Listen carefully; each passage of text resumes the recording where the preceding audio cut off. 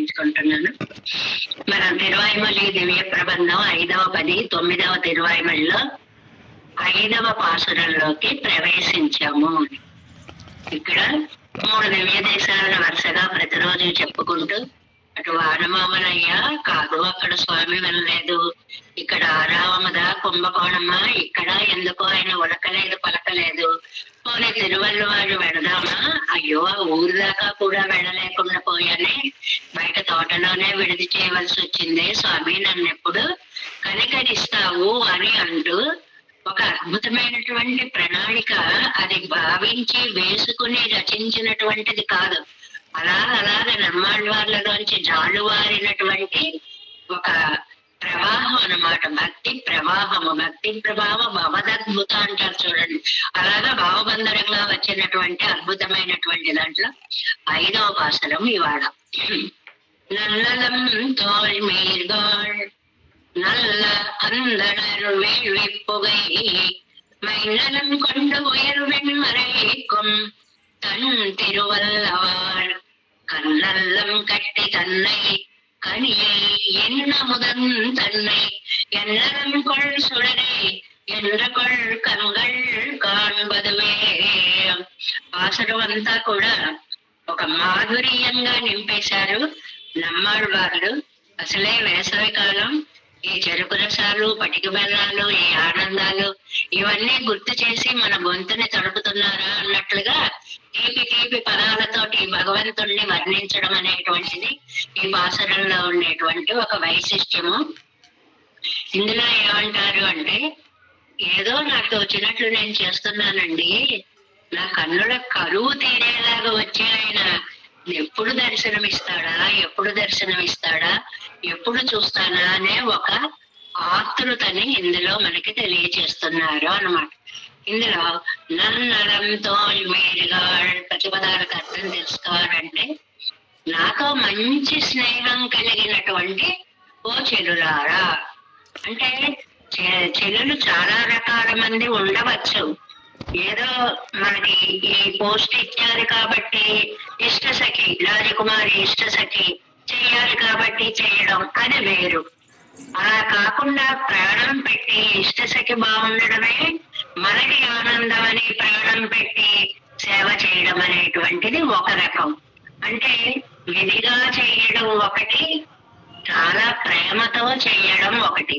ఇక్కడ ఈ స్నేహితులందరూ కూడా ఎంతో ప్రేమతోటి పరాంకుశ నాయకుడికి కష్టం కలగకూడదు అని చెప్పి ఎన్నో విధాల సహకరించేటువంటి చెల్లులు అన్నమాట వీళ్ళు. నన్నలం మంచి స్నేహం కలిగిన వాళ్ళు.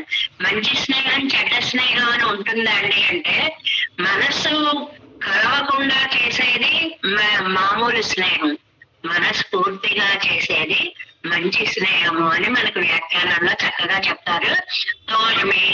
సఖీలారా నల్ల అందనారు. ఈ ఊళ్ళో ఈ తిరువల్ల వారిని ఏం వర్ణిస్తున్నారండి? వేదాలు, వైదికులు, యాగాలు, ఈ 3 మారు మోగిపోతున్న ఈ 10 మొత్తం అంతా కూడా ఇక్కడ నల్ల అందనారు, మంచి వైదికులు అన్నారు. వైదికుల్లో మళ్ళీ మంచివాళ్ళు చెడ్డవాళ్ళు ఉంటారండి.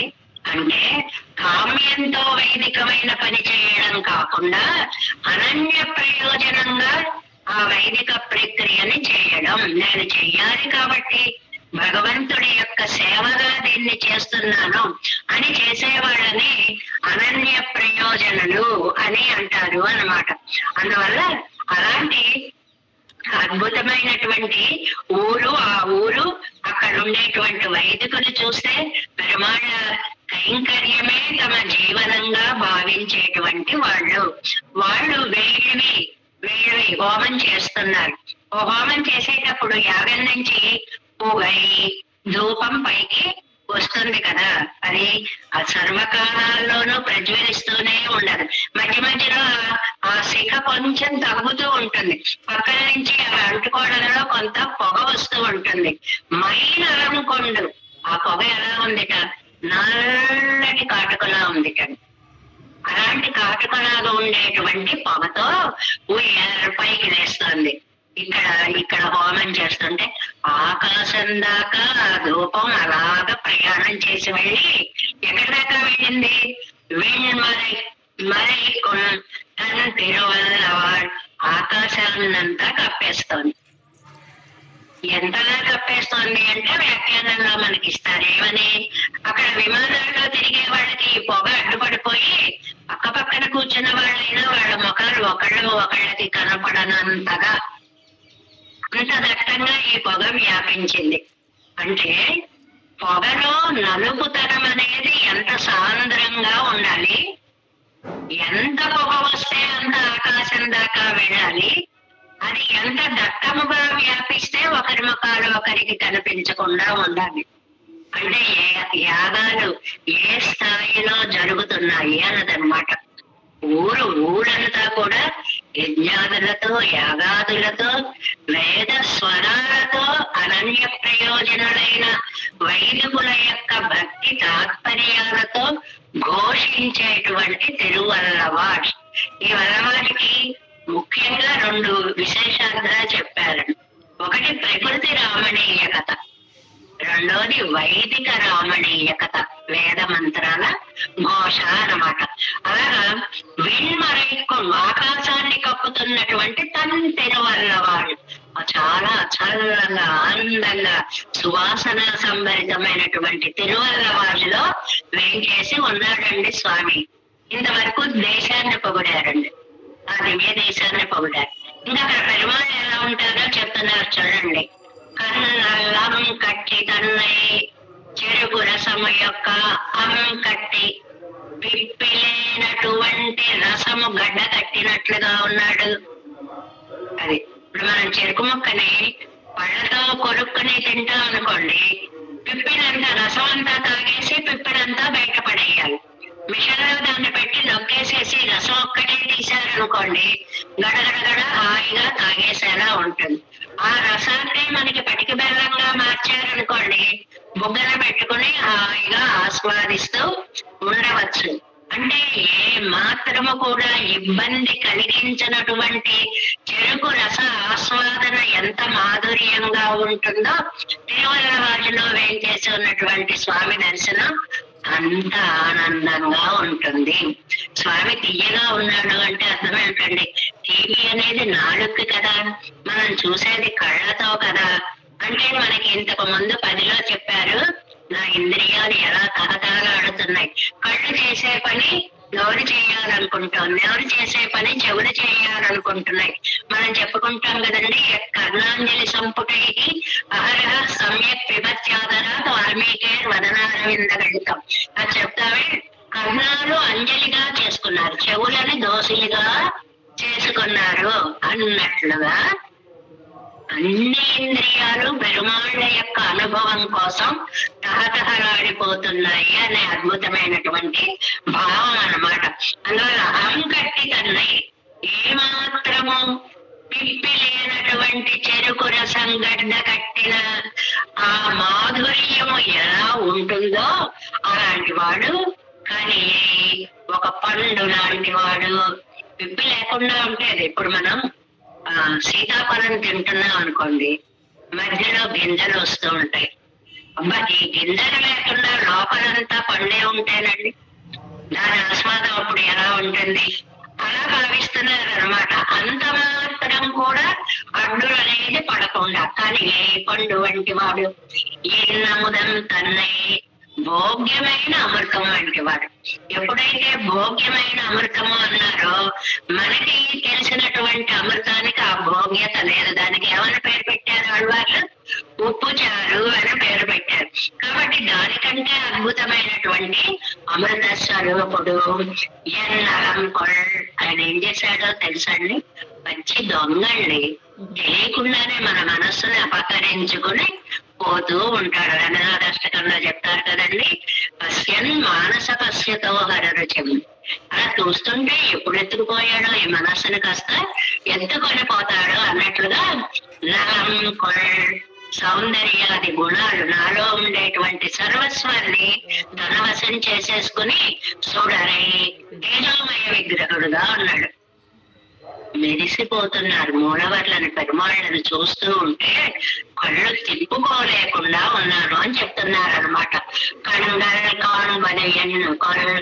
అంతలా కనిపించేటువంటి ఆ దివ్యమంగళ విగ్రహమూర్తిని ఇలా ఊరికి కొంచెం ఇతరున్నారు కదండి తోటలో, ఎప్పుడు వెళ్తానో, ఎప్పుడు ఆ సౌందర్య రాశిని కనులారా సేవిస్తానో అని తహతహ అనేటువంటిది, ఇప్పుడు ఎప్పుడు ఎప్పుడు అనేటువంటిది ఆ అద్భుతమైనటువంటి భక్తి భావాన్ని ఆళ్వార్లు ఈ పాసరంలో మనకి చాలా అందంగా చెప్పారు. నన్నరంతో మీరుగా నల్లందొగై, అన్ని నల్లు నల్లు నల్లు అని విశేషణాలు.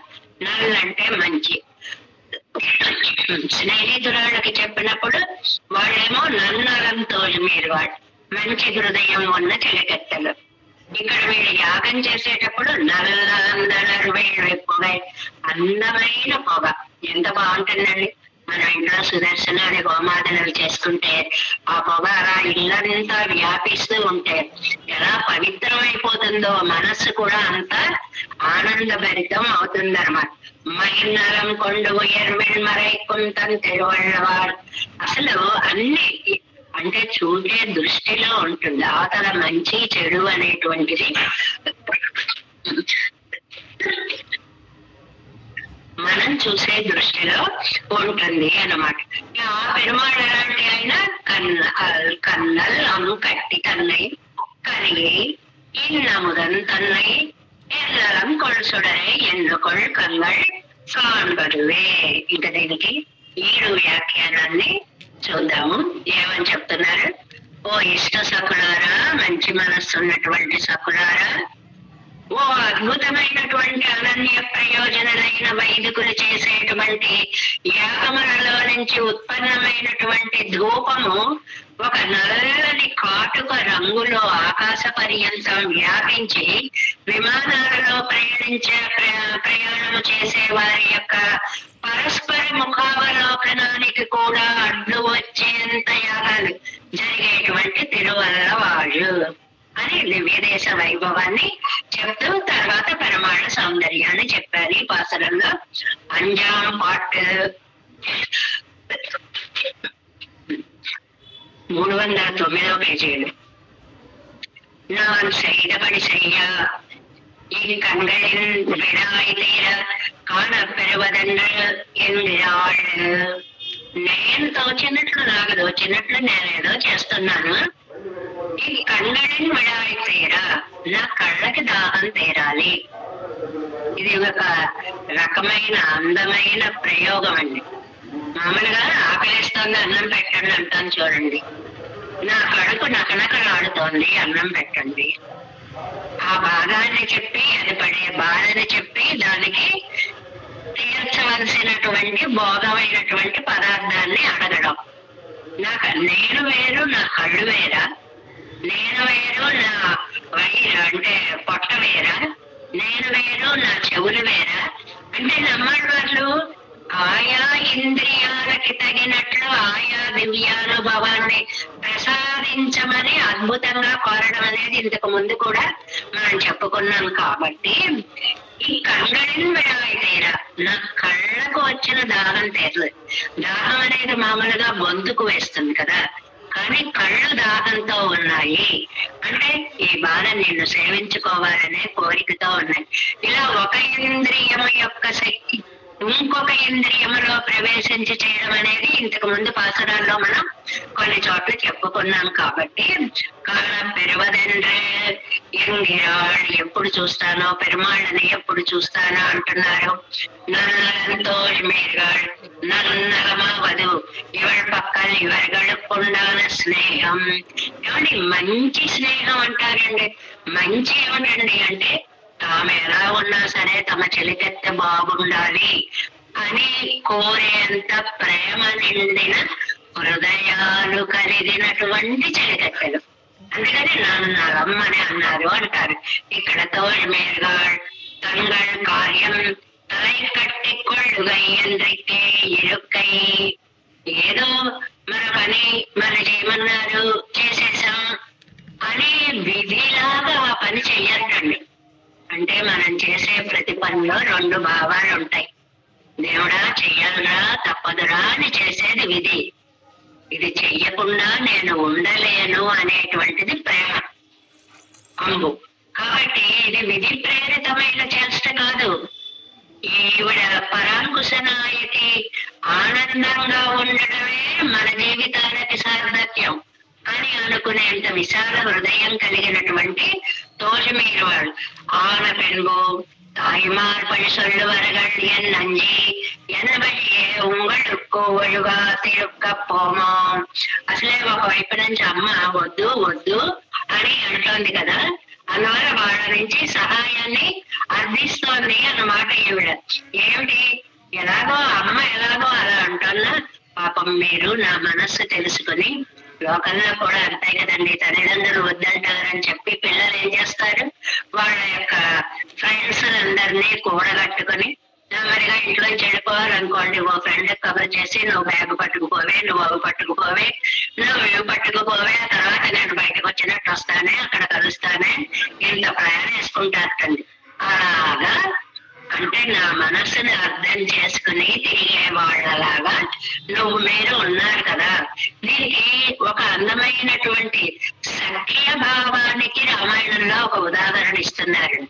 నిజంగా ఇది మామూలుగా చెప్పుకోవాలంటే మనకి ఇల్లు ఇక్కడ ఎందుకు చెప్పారా అనిపిస్తుంది, కానీ సఖ్యభావ వైశిష్టి అని చెప్పడానికి రామాయణంలో ఉన్నటువంటి ఒక శ్లోకాన్ని రిఫరెన్స్ గా ఇక్కడ మనకి తీసుకొని వచ్చారు. ఏమని, వానరాణం నరాణాంచ కథమాసి సమాగమ. సీతాదేవి అడిగిందనమాట, హనుమ వచ్చినప్పుడు, అయ్యా అన్ని బాగానే చెప్తున్నావు, ఎన్ని అడిగిందో ఎన్ని డౌట్లో, ఏమో హనుమో లేకపోతే రావణాసురుడే మళ్ళీ ఇలాగా ఇందాక సన్యాసి వేషంలో వచ్చినప్పుడు ఇప్పుడు కోతి వేషంలో వచ్చాడేమో, చాలా సహజం కదండి అది, అన్ని సందేహాలు అన్నమాట. అందుకోసం ఆవిడ, బాగుంది మీరు చెప్పేదంతా చాలా బాగుంది, కానీ వానరాణం నరాణాంచ, నువ్వేమో వానరుడు, వానరరాజు సుగ్రీవుడు కోతులు అంటున్నావు, రామచంద్ర స్వామి ఏమో నరుడు, కథమాసీత్ సమాగమ, ఈ ఇద్దరికి స్నేహం ఎలా కుదిరిందయ్యా అది భలే. అడిగేటప్పటికి హనుమ చిన్నగా నవ్వుతాడు అంటారు రామాయణంలో. ఎందువల్ల అంటే ఆవిడ రామచంద్రుడి ఇచ్చిన ఉంగరం గుర్తు ఇచ్చినప్పుడు ఏ సంశయం లేకుండా తక్కువని తీసేసుకుంది. నీ దగ్గర ఏమన్నా ఈ రాముడికి ఇస్తానన్నప్పుడు, ఏమో నువ్వెవరివో ఏమిటో నాకు తెలియాలి, మరి ఏమండి నేను ఇచ్చింది పుచ్చుకునేటప్పుడు మీకు డౌట్ రాలేదా, అప్పుడు ఆయన ఉంగరమే కదా అది ఇచ్చాడు కదా అని అప్పుడు ఆనందంగా తీసుకున్నట్లుగానే ఇప్పుడు ఆనందంగా ఇవ్వచ్చు కదా. అలాగా అన్ని పరీక్షలు పెట్టింది హనుమకి అన్నమాట. వానరాణం దీనికి నంబయ్య గారి వ్యాఖ్యానం మరీ అద్భుతంగా ఉందనిపిస్తుందండి. ఏమిటంటే మామూలుగా మనం చెప్పుకుంటే ఆ మనుషులకి కోతులకి ఎక్కడ సమాగమం కుదురుతుంది అన్నారు అని చెప్పేస్తాం. కానీ నంబేడే గారు చూడండి, గురుకులవాసం పన్నాద తెలియకుక్కడుకం. ఏమయ్యా ఈ కోతులు ఏమన్నా గురుకులానికి వెళ్ళాయా, వశిష్ఠుడో వామదేవుడో ఎవరో వాళ్ళ ఆశ్రమాలకు వెళ్ళి చదువుకోవడానికి ఏమన్నా అవకాశం ఉన్న జాత ఇది, చదువు సన్యాసైన జాతి కదా. వశిష్ఠ శిష్యర్గళాన రాజపుత్రర్గళుక్కం. రామచంద్రుడు చూస్తే వశిష్ఠ శిష్యుడుగా ఎన్ని విద్యలు నేర్చుకున్నాడు, ఎన్ని చేసుకున్నాడు, రాజపుత్రుడై ఉన్నాడు. రెండు విశేషాలు, ఒకటి చదువులు, రెండోది ఆభిజాత్యం వంశం, మానవుడు, మీరు కోతులు, ఈయన చక్రవర్తి, మీరు అడవిలో తిరిగేవాళ్ళు. ఇన్ని భేదాలున్నాయి మీకు. ఆయనకి రాజపుత్ర గడుకొమ్మిదారు చేతి ఉండానపడియంగానే ఒక చెలిమి ఎలా కుదిరిందయ్యా. మనుషులకి కోతులకి స్నేహం ఏమిటయ్యా మరీ చెప్తున్నావు అందుక సీతమ్మ. శాస్త్రవ శరీరే గురుకులవాసత్తుకు యోగ్య. గురుకులవాసం చేసేటువంటి వాళ్ళు శాస్త్రాన్ని చదువుకోవడానికి అర్హమైనటువంటి వాళ్ళు. అంటే మనిషిగా పుట్టి విద్యలను అభ్యసించి రాజరికాన్ని పొంది అలాంటి వంశం రామచంద్రుడి యొక్క వంశం. అడవిలో తిరుగుతూ చెట్టు మించి చెట్టుకు ఎగురుతూ ఉండే జాతి మీది.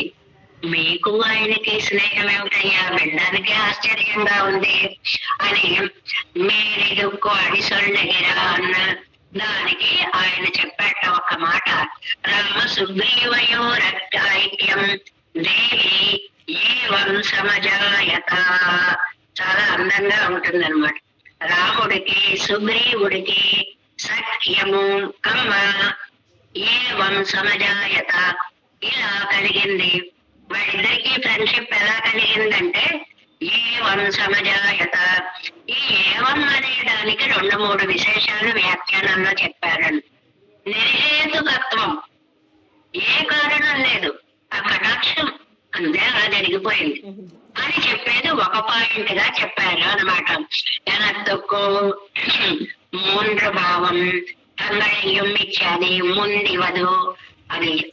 తర్వాత చూడండి, రామ సుగ్రీవయో రైత్యం దేవి ఏవం సమజాయత తంగళయ్యం మర్యాదే ఎంగళయ్యం మర్యాదే ఇంగనే ఎదుర్కొండ నెక్కకండో మెత్తనే. అది ఎలా జరిగిందో ఆయనకి తెలియదు, ఈయనకి తెలియదు. ఆ కలిసిన వేళ విశేషం ఏమిటో అలా ఒకరి కోసం ఒకళ్ళు ప్రాణాలు పెట్టేసుకున్నాం అనుకున్నారు అని వాళ్ళు మాట్లాడుకున్నప్పుడు రామాయణంలో మనకి చెప్తారు కదా, మన ఇద్దరిది ఒకే రకమైనటువంటి అవస్థ రామచంద్ర అంటాడు సుగ్రీవుడు. ఏమిటి అంటే, నాకు రాజ్యం పోయింది, నీకు రాజ్యం పోయింది, నాకు భార్య దూరమైంది, నీకు భార్య దూరమైంది. ఇవి చాలా అయ్యా మన స్నేహానికి అంటాడు అక్కడ చెప్పినప్పుడు అన్నమాట. ఇదే నెక్కకండో మెత్తన ఎదావదు இளைய பெருமாள் கையும் வெல்லும் மாயுணர்ந்து கொண்டு நின்னும் கக்கடவா அந்த புறக்காரியத்துக்கு அடியேன் வரும்படி என்றோ அவர்கள் సంగదరానపడి. 2 మాటలు చెప్పారండి ఇక్కడ. ఏమిటో అద్భుతమైనటువంటి వాక్యాలు అనంటే, ఇలా జరిగింది ఇలా జరిగింది అంటే పక్కన లక్ష్మణ స్వామి ఉన్నాడు కదా రామచంద్రుడికి పక్కన. ఇళయ పెరుమాళ్ కయ్యం విల్లం ఆయుధందుకొండు నిన్ను మొక్కక్కడవా, చేతిలో ధనుస్సు బాణాలు అన్ని పట్టుకొని అన్నయ్య నువ్వు లేకపోతే నేను క్షణం బతకలేను అని ప్రాణం చేయడానికి కూడా పక్కన నిలబడినటువంటి సంసిద్ధుడైనటువంటి తమ్ముడు ఉండగా అంతఃపుర కార్యత్తుకు సీతాదేవిని వెతకడం. అంతఃపుర కార్యం అంటే స్త్రీ సంబంధమైనది. అంటే సీతాదేవిని వెతకడం కోసం అడియన్ వరం బడియన్రో నేను వచ్చాను చూడండి. అలా అయిందండి స్నేహం. ఎంత సహజంగానో మాట్లాడుకుంటున్నట్లుగా ఉంది. అసలు నువ్వు అక్కడి నుంచి ఇక్కడికి ఎలా వచ్చావయ్యా? ఆగమేఘాల మీద వచ్చానండి, పరుగులు పెట్టుకొచ్చాను, ఇప్పుడు వచ్చేసాను చూడండి ఎలా ఉందో అంటారు చూడండి. అలాగా తన ఆత్మీయుడైనటువంటి లక్ష్మణ స్వామి ధనుర్బాణాలు పట్టుకుని అంతరంగ కైంకర్యం చేయడం కోసం సంసిద్ధుడై ఉన్నా కూడా అతన్ని కూడా విడిచిపెట్టి నన్ను దూతగా పంపాడే. అదిగో అంత స్నేహం మనకి ఏర్పడింది మా ఇద్దరికి అని చెప్పడం అనమాట. అవరగడు సంగతరానపడి இளைய பெருமாள் அடிமையில் தப்பி நின்று அளவுக்கும் திருவழியை கொண்டு இழையிட வேண்டும்படியாக ఇదే అవర నిలవరానపడి. అంటే అందమైనటువంటి సమన్వయం అన్నమాట. అంటే లక్ష్మణ స్వామి ఒక చిన్న తప్పు చేశాడు. ఏంటా తప్పు?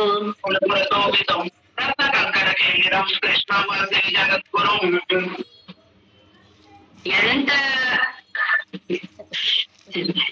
ఎంత శ్రద్ధగానో వదిలి జాగ్రత్తగా కాపలా చూస్తూ ఉండు అని చెప్పి పెడితే అది కాదు. అక్కడ శబ్దం ఆ సీత అని ఆ లక్ష్మణ అని వినపడేటప్పటికీ వాడు వదిలి వెళ్ళమంటే మాత్రం వెళ్ళిపోవడమేనా అని అది తప్పుగా ఉండవన్నమాట. ఇక్కడ 2 వైపులా సమర్థనీయత ఉందండి. ఎలాగంటే లక్ష్మణుడు వెళ్ళనన్నాడు అసలు. అంటే నువ్వు అలా కాదు, సీత లక్ష్మణ మీ అన్నయ్య గొంతు వినపడలేదా నీకు, నువ్వు వెళ్ళవలసిందే అంది ఆవిడ. అయినా కూడా వెళ్ళనన్నాడు. కూడని మాటలు కూడా కొన్ని అంది ఆవిడ అని చెప్పుకుంటాం కదా అక్కడ. కాబట్టి లక్ష్మణుడు వెళ్ళడంలో తప్పు లేదు ఒకటి. రెండవది, లక్ష్మణ ఏమిటి ఇలా వచ్చావన్నాడు రామచంద్రుడు. ఇదిగో ఇలా ఇలా అంది అంటే మాత్రం ఆడవాళ్ళు ఏదో మాట్లాడారని నువ్వు వచ్చేస్తావా? నేను నిన్ను అక్కడ కాపలా ఉండమన్నాను కదా, ఎందుకు ఉండకుండా వచ్చేసావు? నువ్వు చేసింది తప్పు. అలా చేయడం వల్ల కదా సీతాపహరణం అనేటువంటిది జరిగింది. అందువల్ల దాన్ని తప్పుగా ఇక్కడ మాట్లాడుతూ అలాంటి చోట ఆ లక్ష్మణుడు చేసిన తప్పుని దిద్దుకోవడానికి ఇవాళ నన్ను దూతగా పంపించాడే. దేవి ఏవం సమజాయత, ఇలా ఏర్పడింది మా స్నేహం. అలా ఒకటి రెండు ఉదాహరణలు చెప్తాను కదా, ఏమండి ఇదంతా ఇలా జరిగింది అంటే అసలు వాళ్లే ముందు కొంత సహాయం చేశారనుకోండి, ఆ తర్వాత మేము కూడా ఈ ప్రయత్నం చేశామనుకోండి, దీనివల్ల ఈ పని చేశాము. ఇలా మనం ఏవో ఒకటి రెండు మాటలు చెప్పినట్లుగా, ఒకటేమో లక్ష్మణుడు ఉన్నా కూడా నన్ను పంపించేంత భావబంధం మా మధ్య ఏర్పడింది. రెండవదేమో అప్పుడు జరిగిన తప్పుని దిద్దుకోవడానికి అన్నట్లుగా ఆయన నన్ను పంపించాడు. ఇలా రెండు రకాలుగా అందమైనటువంటి కారణాలను చెప్తారు. ఇళయ పెరుమాళ్ అడిమయ్யில் తప్పి నింద அளவுக்கும் திருவடி கொண்டு இழையிட வேண்டும்படியாக ఇదే అవర నిలవరానపడి. అంటే ఎంత ఆంతరంగమైనటువంటి బంధం ఏర్పడింది అనేటువంటిది ఈ మాటల్లో ఏవం. ఇలా కొన్ని మాటలకండి తెలుగులో చాలా, తెలుగైనా సంస్కృతం అయినా కొన్ని అవ్యయాలే అయినా భలే అర్థాలు ఉంటాయండి. అది తిక్కన కవిత్వాన్ని తెలుగులో అలా పొగుడుతారండి. అప్పుడు అంత చేసితివి నీవు అంటాడండి. అప్పుడు అంత చేసితివి, అంత అని ఒక మాట వేశాడండి. అంత చేసిలో ఎంత అర్థం ఉందో చూడండి. మొత్తం జరిగిన కథంతా ఆ అంత అన్న పదంలో వచ్చేస్తుంది. అలా ఇలా ఏర్పడింది స్నేహం. ఇలా ఎలా ఎలా అంటే నన్ను నీ దగ్గరికి దౌత్యానికి పంపించగలిగినంత ఆంతరంగిక బంధం మా మధ్య ఏర్పడింది అని చెప్పడం అన్నమాట. చాలా చక్కటి సమన్వయం ఇది. అవరి నిలవరాన పడి ఆ ఆంతరంగిక బంధం అనేది అంత బాగా ఏర్పడింది. Ilaya Perumal next page 3 page first line. Ilaya Perumal పేరు నెక్కయ్యే ప్రియ వేండిత్. అంటే ఒకరి కోసం ఒకళ్ళు అక్కడ ఆ లక్ష్మణ స్వామికి రామచంద్రుడికి ఉన్నటువంటి ఆ ప్రేమను మనం చెప్పలేమండి. జలాల మధ్య వివోద్భుతం అదొక్కటే చెప్తారు. అదొక్కటి చాలు. అసలు నీటిలో నుంచి బయటికి తీసిన చేప క్షణకాలం కూడా బతకదు. అలా నేను నిన్న విడిచి క్షణకాలం కూడా ఉండలేను అనేటువంటిది ఒక అందమైనటువంటి సంబంధం అన్నమాట. అంటే అది స్నేహము ముదిరిపోయినప్పుడు ఇంకా దానికంటే వేరొక ఉదాహరణ చెప్పలేనంతగా భావబంధం ఏర్పడింది అని చెప్పడం అన్నమాట. సమజాయత ఈ ప్రయోగంలో ఏవం సమజాయత అలా ఏర్పడిందంతే. ఎలా ఏర్పడిందనా ఏమో అది అలా ఏర్పడిందంతే. అంటే నిర్హేతుకంగా ఆ కలిసిన క్షణం ఎంత మంచిదో మనకు కూడా అంతే. కొంతమందితో స్నేహం కుదురుతుంది. ఎలా అయిందండి స్నేహం? ఏమో భగవంతుడు అలా చేశాడండి. చూడగానే వాళ్ళతో కలవాలనిపించింది, వారికి మనతో కలవాలనిపిస్తుంది. దీన్ని నిర్హేతుకత అంటారు. ఏవం సమజాయత, ఆ ఏవంకి ఇంత అర్థం ఉందంటారు. అంటే ఇలా ఏంటంటే అది భగవత్ కటాక్షం తప్ప వేరేమీ కాదు అని. ఏవం సమజాయత తమదాకా పెరుక్కపార్తార్గల్ తమదాకా అంటే ఈవాళ నన్ను మీ దగ్గరికి దౌత్యం పంపించగలిగినంత బంధం మా మధ్యలో ఏర్పడింది. ఐశ్వర్యం అవనప్ప ఆడుపడంబడియే పార్తదు. ఆయనక ఏం తక్కువ అండి వాళ్ళ యొక్క సఖ్యానికి. అదొక ఐశ్వర్యం. ఈ రకరకాల ఐశ్వర్యాలు ఉన్నాయండి. స్నేహం కూడా ఒక ఐశ్వర్యం. మనకు మంచి స్నేహితులు ఉంటారనుకోండి, అది భగవంతుడు ఇచ్చినటువంటి సంపదగా మనం భావించాలి. ఎందువల్లంటే నిజంగా వాళ్ళ ఆత్మీయులైతే మనం తప్పుదారిన పోతూ ఉంటే మనని పక్కకి లాగి సంప్రదాయంగా నడవాలి అని చెప్పి మార్గనిర్దేశం చేస్తారండి. అందువల్ల వాళ్ళ మార్గదర్శకులు అవుతారు. అదే మనకి ఆడు వడంబడినే పార్కదు. ఆ సమృద్ధి అంటే స్నేహ సమృద్ధి అంటే భావ బంధము అంటే ఒకరినొకరు ఆత్మీయులుగా తరచడం అనేటువంటి భావం అలా ఏర్పడింది. ఇప్పటి సఖ్యం మిరుప్పదు, ఇలా కదా సఖ్యము అనేటువంటిది ఉంటుంది. మనకి నిజమైనటువంటి స్నేహితులు అనుకోండి, వాళ్ళు చెప్పారు అంటే వాళ్ళు మన మంచి కోరే చెప్తారు. అలాంటి సఖ్యం ఉండాలి. అంటే అవతల వారితో మనం ఎటువంటి వారితో స్నేహం చేయాలి అంటే మన శ్రేయస్సు కోరే వారితో మనం చెలిమిని పెంచుకోవాలి. మామూలుగా నేను నీకు ఇది ఇస్తాను, నువ్వు నాకేమిస్తావు అనేటువంటిది వ్యాపార సరళిలో సాగే స్నేహాలు కూడా ఉంటాయి. ఒకరికొకరు హెల్ప్ చేసుకోవడం అలా కాదు. నేనేమైనా పర్వాలేదు, నువ్వు బాగుండాలి అనేంత విశాల దృక్పథంతో ఉండేటువంటి స్నేహానికి ఇది కదా అర్థం. ఇప్పటి ఇదే సఖ్యమిరుప్పదు, స్నేహం అంటే ఇలా ఉంటుంది కదా. ఇదండి వ్యాఖ్యానాల గొప్పతనం. ఏమిటంటే అద్భుతమైన మంచి మంచి పుస్తకాలు చదవడం వల్ల ఎన్ని లాభాలు మనం చాలా సార్లు చెప్పుకుంటాం. ఏమని కాయం యశసే, అది చదివారండి అని ఎంత కీర్తి వస్తుందో. అర్ధకృతే, అది చదువుకున్నారండి అనే ప్రయోజనాలు, అది ధనం అవ్వచ్చు, కనకాలు అవ్వచ్చు, వస్తువాహనాలు అవ్వచ్చు, కీర్తి ప్రతిష్టలు అవ్వచ్చు, ఏదైనా. వ్యవహారం ఇదే, ఇతరులతో ఎలా ప్రవర్తించాలో మనకి చెప్తుంది. కావ్యం యశసే అర్ధకుతే వ్యవహారమిదే శివేతర క్షతయే. చాలా అందమైన మాట. శివ ఇతరం అంటే మంగళము కానిది, అంటే అమంగళం అనే మాట అనడానికి కూడా ఇష్టం లేదనమాట. అలాంటిది సద్య పరనివృతయే. మనం చదువుకుంటూ ఉంటాం అనుకోండి, ఒక్కడమే ఒక బుక్ చదువుకుంటూ ఉంటాం అనుకోండి, బా ఇది ఎంత బాగుందో అని మనకే అనిపిస్తుంది. కొంతమంది అక్కడ నిర్ణయం చేసుకుని ఎక్సలెంట్, అద్భుతమో ఏదో ఒకటి నోట్ చేసుకుంటూ ఉంటారే. అలాగా ఒక అందమైనటువంటి భావాన్ని ఇక్కడ మనకి చెప్తున్నారనమాట. ఇలా కదా స్నేహం ఉంటుంది. అంటే స్నేహితులు నిజమైనటువంటి వాళ్ళు, మన మంచి కోరేటువంటి వాళ్ళు, ఏమీ ఆశించకుండా మనం బాగుండాలని కోరుతారు లోకంలో.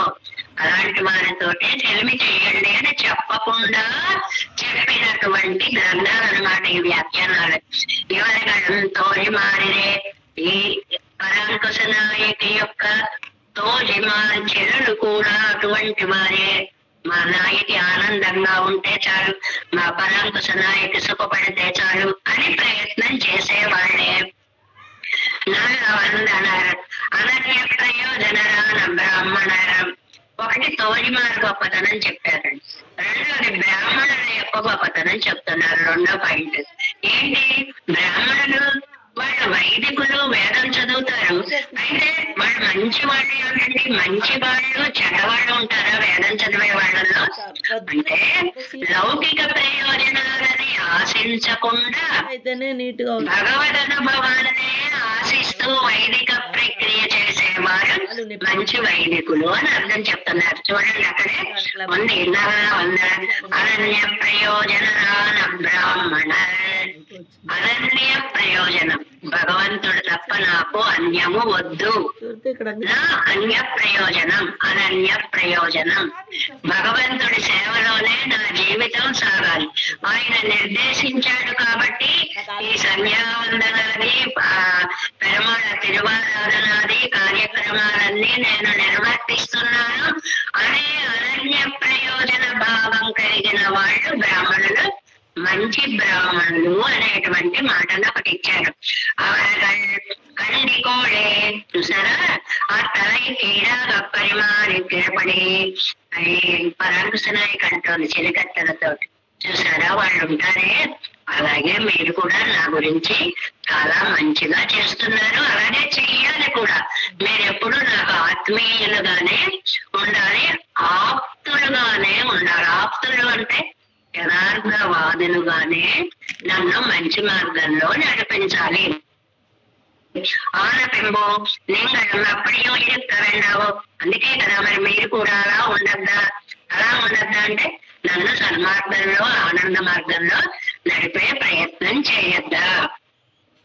అనన్య ప్రయోజనాన బ్రాహ్మణుడయ్యా యాగంగడిలో ఉండానా. రెండోది బ్రాహ్మణులు అయిపోయారు. ఒకటేమో అక్కడ ఉండేటువంటి ఆ స్నేహం ఎలా ఏర్పడింది అని చెప్పారు. రెండోదేమో అక్కడ ఉండేటువంటి వైదికులు ఎలాంటి వారు అని వేదం పఠించినటువంటి బ్రాహ్మణోత్తముల గురించి చెప్పారు. మూడేమో అక్కడ చేయబడేటువంటి యాగాదుల గురించి చెప్తున్నారు. ఆ యాగాదులు ఏమిట? అనన్య ప్రయోజనరాన బ్రాహ్మణుడయ్యే యాగం వీడుండానా అంటే ప్రయోజనంతో చేస్తారండి యాగాలు. మనందరం ప్రయోజనంతోనే చేస్తాం. ఎందుకని ఆరోగ్యం కావాలండి, సుదర్శన హోమం చేసుకోవాలండి, ఈ మధ్య ఇంట్లో వంటలో ఏం బాగుండడం లేదు, ఒక ప్రయోజనాన్ని కోరి మనం దాన్ని చేస్తున్నాం. మనం కాదు, దశరథ చక్రవర్తి చేశాడు. సంతానం అనే ప్రయోజనాన్ని కోరి అతను ఆ యాగాన్ని చేశాడు. ఇలాగ చేసే వాళ్ళందరూ కామ్య బుద్ధితోటి యాగాదులు చేస్తారు. అలాంటిది అనన్య ప్రయోజనరాల బ్రాహ్మణుడయ్యా అంటే ఏ ఇతర ప్రయోజనాలు లేకుండా పరమాత్మ ఆదేశంగా యాగాదులు చేసేటువంటి బ్రాహ్మణుల యొక్క యజ్ఞాలలో హోమ ధూమ మానదు. అలాంటి యజ్ఞంలోంచి బయటకు వచ్చినటువంటి హోమ ధూమము, హోమంలోంచి వచ్చేటువంటి ఆ చక్కటి పొగ வெளியுக கழித்து கொண்டு అంతరిక్ష తడవండి ఉయర్వినం మరైకుం. అది ఎలా ఉంటుందిట? సాంద్రంగా దట్టంగా, ఏదో కాస్త పొగ లైట్ లైట్ గా అందులోంచి బయటవి అటువైపు ఉన్న దృశ్యాలు కనపడేలా అలా ఉండదుటండి. చిక్కగా నల్లగా వచ్చేసి వ్యాపించేసి అవతల వైపు ఏముందో కనిపించనీయనంత దట్టంగా వచ్చేటువంటి పొగ. అంటే ఆ గ్రామంలో ఎన్ని వేల హోమగుండాలు, ఎంత పొగలు, ఎంత వైదికత్వమో వెళ్ళి విరిసింది మనకి తెలుస్తుంది అన్నమాట. కరుతెగిరిన ధూమంగా ఇంగే కన్నైవర పుణ్యంగా అనుష్ఠిత, ఏ దోషాలు లేనటువంటి పుణ్యాలు చేసేటువంటి, పుణ్యాల్లో దోషాలు ఉంటాయంటే కొన్ని పనులు చేసేటప్పుడు మనకి తెలియకుండానే కొన్ని పాపాలు జరుగుతూ ఉంటాయి. అలాంటి వాటికి చాలా సార్లు ఉదాహరణ చెప్పుకున్నాం. అనుష్ఠిత సంసారం ఎక్కాయి தட்டாதபடிப்போய் அப்சரசக்களே அனுபவிக்கிற வைமானிகரை முகத்தோடு முகம் பார்க்க ஒட்டாதே మరైపడి అని వీళ్ళ యాగాలు చేస్తుంటే ఇంత దట్టంగా, ఇంత నల్లగా, ఇంత వేగంగా, ఇంత ఎత్తులో ఈ ధూపం వెళ్ళిందంటే తాము అప్సరసలతో కూడి విమానాలలో భోగ ప్రయాణాలు చేస్తున్నటువంటి దేవతలకి ఒకరి ముఖం ఒకరు కనిపించనంతగా ఈ పొగ వ్యాపించి, మనకి బదిలీలో రూమ్స్ లో ఉంటాం అనుకోండి, మేఘాలు మన మీద నుంచి అలా వెళ్ళిపోతూ ఉంటాయి. బదిలీలు అంటే ఇంకా హిమాలయ శృంగాల్లో మీకు పొందిన అనుభవాలు ఉండొచ్చు. ఆ తడి మనకి తగులుతూ ఉంటుంది, మేఘం అలా వెళ్తూ ఉంటుంది, అన్ని చల్లగా అయిపోతాయి. అలాగా మన మీద నుంచి అలా వెళ్ళడం ఇది మనకి తెలిసిన అనుభవం. అలాగా వేద ధూపము అలాగా వైదికమైనటువంటి పొగ అలా వెళుతూ విమానాల్లో ఎదురెదురుగా కూర్చున్న వారికి ఒకరి ముఖము ఒకరికి కనిపించనంతగా, అంత దట్టంగా, అంత సాంద్రంగా అది వ్యాపించి ఉంది. అప్సరసుక్కడే అనుభవిக்கிற వైమానికరై ముఖத்தோடு ముఖం పార్కవట్ట, అదే ఒకళ్ళ ముఖము ఒకళ్ళు చూసుకోవడానికి అవకాశం లేనంతగా వ్యాపించిందనమాట. మరి కిరపడి మిదనమాయి కలపాయి ముఖத்தோடு ముఖం పార్కవట్టమై అన్నిలకు స్వభావం పోలే కారణం. ఈ వ్యాఖ్యానం బాగుందండి. ఇది నవ్విళ్ళయ్య గారి వ్యాఖ్యానం గొప్ప. అవునులే, ఆ ఊళ్ళో వాళ్ళకి అదో గుణం కాబోలు. ఏంటంటే ఒకళ్ళ ముఖాన్ని ఒకళ్ళ చూసుకునే యోగ్యత లేకుండా చేస్తారు కాబోలు. అందుకే ఆ పెరుమాళ్ళు కూడా నా ముఖం చూడకుండా నన్ను ఇక్కడ అట్టే పెట్టేశాడు, అక్కడ కూర్చున్నాడు. ఈ లింక్ చూసారా? ఈ పొగ విమానాల్లో తిరిగే వాళ్ళు ఒకళ్ళ ముఖం ఒకళ్ళకి కనపడకుండా చేసిందని పాసురంలో ఉంది.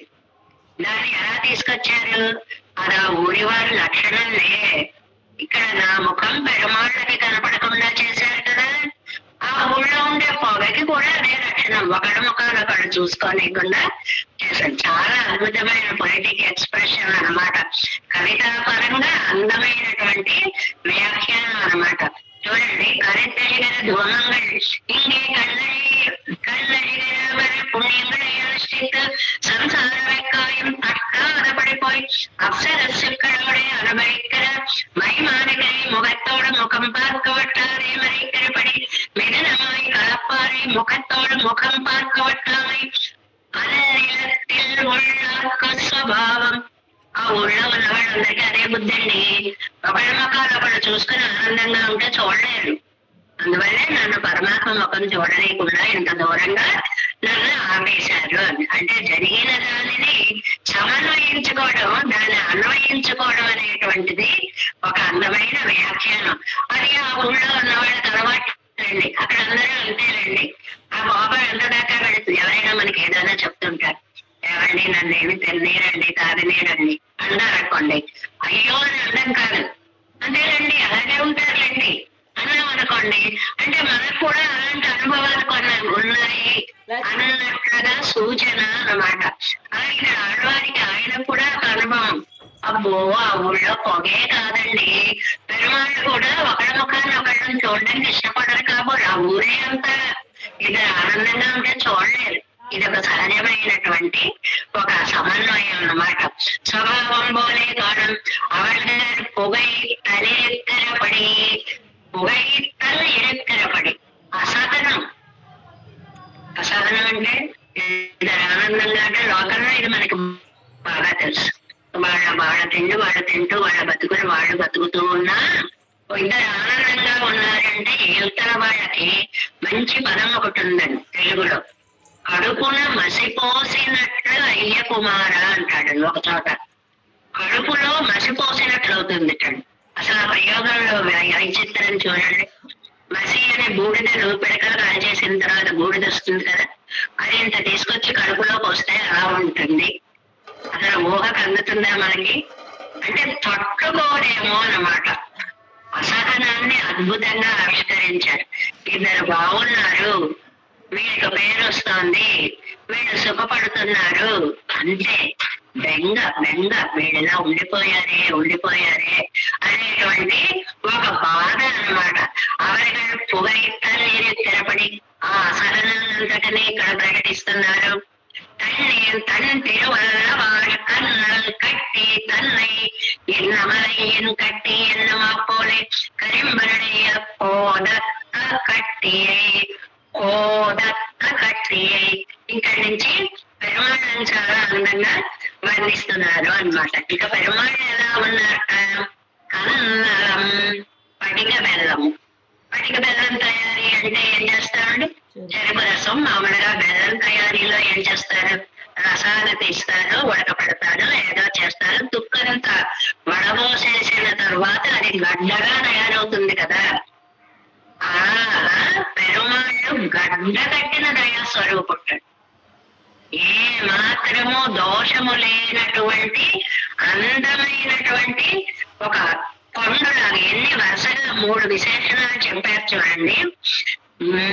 ఇన్నమలై ఇన్ కట్టి ఎన్న మాపోలే కరంబిరుడయ్య కోదక్క కట్టియై పిప్పిలేనటువంటి చెరుకు రసంలాగా. అంటే పూర్తిగా పిప్పి తీసేసి వడగట్టి సాంద్రంగా చేసినటువంటి చెరుకు రసం లాగా ఒకటి. కానీ అవళం పాతిరిక్క వేండాదపడి పక్వమాన పరమా ఇరెక్కై దానిని పండులా చేశారంటే పటిక బెల్లం గడ్డ తీసుకోండి. హాయిగా మొగలు పెట్టి కూర్చున్నారు అంటే 100 ప్రయోజనాలు అనేవారు పూర్వం. తీపి ఒకటే, మాధుర్యం ఒకటే కాదు, దగ్గు వాటిని తగ్గిస్తుంది, ఇలాగ చాలా లక్షణాలు చెప్పేవారు కదండి. అలాగా అవ్వడం పారిక వేలాదపడి ఆ రసాన్ని రసంలాగా ఉంచడం కాకుండా పక్వమాన పరమా ఇరుక్కై అందమైనటువంటి ఒక పటిక బెల్లం, తయారైనటువంటి పటిక బెల్లమేమో అనేలా ఉంటాడండి తిరువల్లవాడిలో ఉండే పెరుమాళ్ళు. నమ్మాళ్ళలో పెరుమాళ్ళని ఇదే ఉపమానాలు ఆయనకి ఎంత ఇష్టమో. ఎన్ని దివ్య దేశాల్లో ఉన్న పెరుమాళ్ళు కన్నరే அமுதே கார்முகிலேயன் கண்ணா నిన్నరాలిలేను కాన్ ఎన్నై నీ కురికళ్ళే. అద్భుతమైనటువంటి కోరిక కన్నలే పటిక బెల్లకు గడ్డ. ఇదేం పోలికండి, గడ్డతో పోల్చడం. అక్కడ గడ్డగానే తీసుకోవాల్సినది. అందులో ఉండేటువంటి మాధుర్య అనుభవము అనేటువంటిది అన్నమాట. అందువల్ల కరుంబినుడయ కోదత్త కట్టియే పిప్పి లేనటువంటి గడ్డ అలాంటిది. కానీ அவளவும் பார்த்திருக்க வேண்டாத படிப்பொனான பரமாயிருக்கை இன்னமுதன் தன்னை உடம்பை పూంగట్టి కొడుక్కవత్తాయిరక్కై. అంటే శరీరం అంతా కూడా భోక్తృత్వ శక్తిని పెంచినటువంటిది అని ఒక మాట అన్నారు. ఈ శరీరాన్ని నిలబెడుతోంది ఆయన యొక్క రూపం. శరీరం ఎప్పుడు నిలబడుతుంది? భోక్తృత్వ బుద్ధి అంటే ఆహారము తినడం యందు మనకి రుచి ఉంటే దేహం నిలబడుతుంది. అన్నగితో పోతే చూడండి ఇంకా దేహానికి ఎంత నీరసం అయిపోతుందో. అలా కాకుండా పెరుమాళ్ళను చూడడమే దేహానికి ధారక పోషక భోగ్యాలు. ఎన్ని చెప్పారండి? తిన్నం వెట్టలయ్యం ఎల్లాం కన్నం. అది మనకి ధారకమైన పోషకమైన భోగ్యమైన అన్ని కూడా కన్నం. ఆ పరమాణనే అన్ని రకాలుగా భావించడము అన్నమాట. అంటే శరీరాన్ని నిలబెట్టేటువంటి అమృతం ఆయన. ఇన్నముదన్ తన్నై. ఎంత అంటే అమృతం అండి. ఏమన్నా మీరు వినుంటారు సాహిత్యంలో అమృతం అమృతం ఒకటి ఉందని. అది ఉప్పుచారండి. అమృతం కాదండి ఇది. అది దేవరగణుడయ్య ఉప్పు చారు పోలందరికీ దేవతలు తాగేటువంటి ఉప్పు చారు లాంటిది కాకుండా, అంటే ఆ పిచ్చి అమృతము కాకుండా అది ఒకసారి తాగుతారు ఆ అమృతాన్ని, తర్వాత ఇంకా అయిపోతుంది. అది ఈ అమృతానికి అయిపోవడం అనేది ఉండదండి. నిత్యము కూడా నవనవోన్మేషమైనటువంటి సౌందర్యాన్ని మన కళ్ళ చేత ఆస్వాదించడానికి యోగ్యమైనటువంటి అమృత స్వరూపుడు. ఇది అమృతానికి ఈ అమృతానికి ఉన్నటువంటి అద్భుతమైనటువంటి భేదం. ఆత్మోజ్జీవనం పన్ని కొడుక. ఇంకొక మాట కూడా అంటారండి. ఇప్పుడు ఆత్మోజ్జీవనము అంటే శరీరం ఉజ్జీవిస్తోందా, ఆత్మ ఉజ్జీవిస్తోందా? ఈ రెండు కూడా మనం తెలుసుకోవాలి. శరీరం ఉజ్జీవన కంటే మామూలు ఆహారం సరిపోతుందండి. మరి ఈ ఆత్మ ఉజ్జీవన కంటే పెరుమాళ్ళు అనేటువంటి దాన్ని ఆయన అంత చెరుకులా ఉంటాడండి. అంటే మహానుభావులైన భక్తులైన కవి పుంగవులందరూ కూడా పెరుమాళ్ళని చెరుకు రసం అనే వర్ణించారు అని ఒక ఉదాహరణ ఇస్తారండి. మనకి దయాశతకం అనేటువంటిది ఉంది కదా, అందులో వేదాంత నేర్చుకునేటువంటి మహానుభావులు మొదట్లోనే ప్రపద్యేతం గిరిం ప్రాయ శ్రీనివాసానుకంపయ ఈక్షుసార స్రవంతేవ యన్మూర్త్యా శర్కరాహితం. చాలా అద్భుతమైనటువంటి శ్లోకం అండి. దయాశతకంలో శ్లోకం ఇది. ఏమిటి అంటే స్వామి ఎవరండి?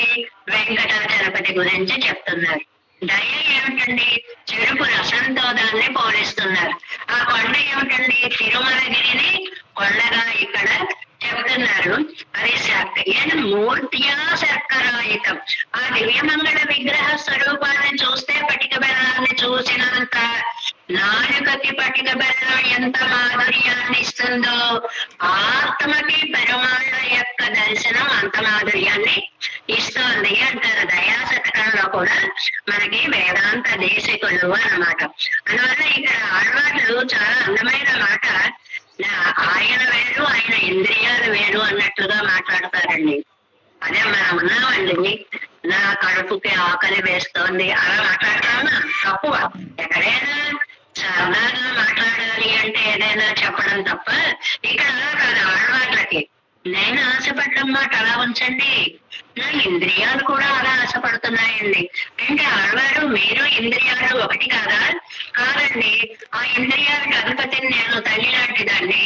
నేను తిన్నా తినకపోయినా నా పిల్లలు తింటే చాలండి ఆనందం. అలాగే నేను అనుభవించినా అనుభవించకపోయినా నా కళ్ళు చూస్తే చాలండి, నా చెవులు వింటే చాలండి, నేను ఆగ్రహించగలిగితే చాలండి అని ఇంద్రియాలను వేరు చేసి తమ అనుభవాన్ని ఇంద్రియానుభవంతో జోడించినప్పుడు ఆత్మ ఉజ్జీవన కలుగుతుంది. ఒక అద్భుతమైనటువంటి భావన అన్నమాట. ఈ నమదం దేవతలలో కలిగే ఉప్పుచారు పోలందరికీ ఆ సముద్రంలో దొరికే ఉప్పుచారు అమృతంలా కాకుండా ఆత్మోజ్జీవనం పల్లి కొడుక్క పత్తాయిరెక్కై శరీరానికి అయితే ఆహారం బలమిస్తుంది, ఆత్మకైతే పెరుమాళ్లే ఉన్నం సోరం పరుగు నేను తిన్నం వెత్తలయ్యం ఎల్లాం కన్నంది. ఎన్ని వందల సార్లు చెప్పుకున్నా ఆయన చెప్పుకోవడమే. అన్ని ధారక పోషక భోగ్యాలు. ధారకం అంటే నీరు. మనం నీరు లేకపోతే బ్రతకలేం. అన్నం తినకుండా 10 రోజులు ఉండగలమేమో కానీ నీళ్లు లేకపోతే బ్రతకలేం. ఫస్ట్ నీరు, అందుకని ధారకం. పోషకం అంటే అప్పుడు అది ఆహార రూపంగా తింటే కాస్త. భోగ్యం అంటే అందులో మనకి రుచించినటువంటి దాన్ని తీసుకోవడం. స్టేజ్ బై స్టేజ్ అన్నమాట ఇవన్నీ కూడా.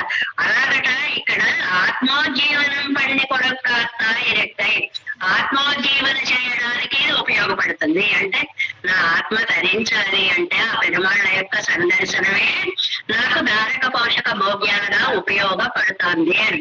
నిజంగా నంబేడయ్య గారి వ్యాఖ్యానం ప్రతి పదం ఆస్వాద యోగ్యంగా ఎంత విశేషాలని చెప్తారో చూడండి. సుడై సర్వస్వాపహారం పండి, నా సర్వస్వాన్ని దోచుకున్నాడండి. అంటే సౌందర్యాది గుణాలని దోచుకున్నాడు, మనస్సును కూడా దోచేసుకున్నాడు. ఇది బందిపోటు దొంగలు సర్వస్వం దోచుకున్నారంటారు. నిలబెట్టి నిలువు దోపిడి అంటుంటాను చూడండి. అలాగా మొత్తం స్వామి నన్ను దోచేసుకుని ఆయన అత్తానే ఉజ్వలనాయిరవనయి. ఇది ఒక చిన్న హాస్యం.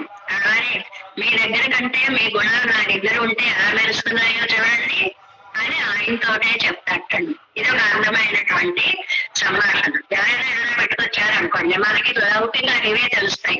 వాళ్ళు ఏదైనా పెట్టుకొచ్చారండి, అది మనం మెళ్ళ వేసుకుని నీకంటే నా మెళ్ళ ఎంత బాగుందో చూడండి అంటాం అనుకోండి. అది ఏమన్నా బాగుంటుందండి అసలు? అది అదే వాళ్ళు పెట్టుకొస్తే వాళ్ళకి బాగుందని కానీ మనం తీసుకుని వేసేసుకొని మనకెంత బాగుందో అనడం. ఇది లౌకిక ఉదాహరణ కోసం చెప్పడమే. ఆయన అంటాక వాళ్ళని మీ దగ్గర ఇన్ని గుణాలు ఉన్నాయి, అవన్నీ నేను తీసేసుకుంటా. ఇప్పుడు చూడండి నేను ఎలా మెరిసిపోతున్నాను, మీకంటే నాకే ఎక్కువ మిమ్మల్ని చూస్తే ఆనందం కలుగుతోంది అని ఒక అద్భుతమైన అర్థం అన్నమాట. అత్తానే ఉజ్వలనాయిరవనై ఎన్నై ఎదికొండ అరిగై ఉడై ఎవనై నన్ను తన అధీనం చేసుకున్నటువంటి స్వామి ఇతరై సర్వస్వపకారం పండినమై తన పేరు ఎన్నమిడం మడివిలే తోత్తంబడియా ఇరెక్కై. ప్రతిసారి ఇది చెప్తారండి.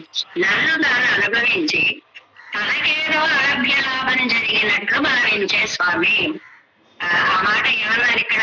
తన పేరు ఎన్నమిడం, ఇది నాకే లాభం, నిన్ను అనుభవించడం అన్నట్లుగా పెరుమాట భావిస్తారండి. అంటే భక్తుణ్ణి సంరక్షించడం భగవంతుడికి అంత ఆనందము అనేటువంటిది చెప్తారు వ్యాఖ్యానాల్లో. అంటే మనము పెరుమాళ్ళ కోసం ఎంత తహతహలాడతామో మనని తరింపచేయడం కోసం పెరుమాళ్ళు కూడా అంత తహతహలాడతారు. మరి విలే తోత్తంబడియా అని ఆయన శరీరంలో ఆ మెరుపు కనిపిస్తాను. మనకి కొన్ని మెరుపులు కనిపిస్తూ ఉంటాయి. కొడుకు రాకలాగా వచ్చాడు అనుకోండి, కళ్ళు మెరిసిపోయారు, చూడు ఎంత అయిందో అంటాం. అంటే ఏంటి? అది మీ కాంతి ఆనందం ముఖంలో ప్రస్ఫుటమవుతుంది అన్నమాట. అలా ఆడవాళ్ళని చూడగానే పెరుమాళ్ళు కూడా దగదగదగా మెరిసిపోతున్నారు అని. ఎండ్రగొల్కం గల్కం బదువే. ఇదిగో ఇలాంటి సౌందర్యాన్ని నేను నా కళ్ళతో ఎప్పుడు చూస్తాను. నా పట్టదుపడి ఏదో నేనేమైనా పర్వాలేదండి. తల్లి త్యాగం ఉంటుంది అనుకోండి, తల్లి పిల్ల ఉంటారు, అన్నం దొరకదు, ఏదో ఇంక అన్నం దొరుకుతుంది, ఏం చేస్తుంది తల్లి? నైనా నీ కడుపు నిండితే చాలు అని ఆ పిల్లవాడికి పెట్టేస్తుంది, తాను ఉపవాసం ఉంటుంది. అలా చెప్తున్నారు ఇక్కడ. కోడికి చూడండి, నా పట్టదు పడి నా బతికేదో ఏమైనా పర్వాలేదు, ప్రజీ కప్పెరవదుగా, పిల్లలు బాగుంటే చాలు, ఎంబారైపోలే అనే తల్లిలాగా ఎన్ కళ్ళని విడాయి తీరవదన్రో ఎంగిడ. నా ఆత్మ ఏమైనా పర్వాలేదు, నా కళ్ళు తృప్తి చెందితే చాలు. అందమైన ఎక్స్ప్రెషన్ అన్నమాట. కళ్ళారా నేను నిన్ను చూడగలిగితే చాలు అనడానికి తనని వేరుగాను, తన ఇంద్రియాలు వేరుగాను భావించి నేనేమైపోయినా పర్వాలేదమ్మా, నా సంతానం కడుపు నిండితే చాలు అన్న అద్భుతమైనటువంటి భాగ్యంగిరాలు ముడియానే ముడియానే கரணங்களுடைய எவரிலே இந்திரியங்களும் தாமும் தனித்தனியே చేతను సమాధియాలే విడాయిక్కుమ వరదే. ఇది మనం ముడియానేలో చెప్పుకున్నాం కదా.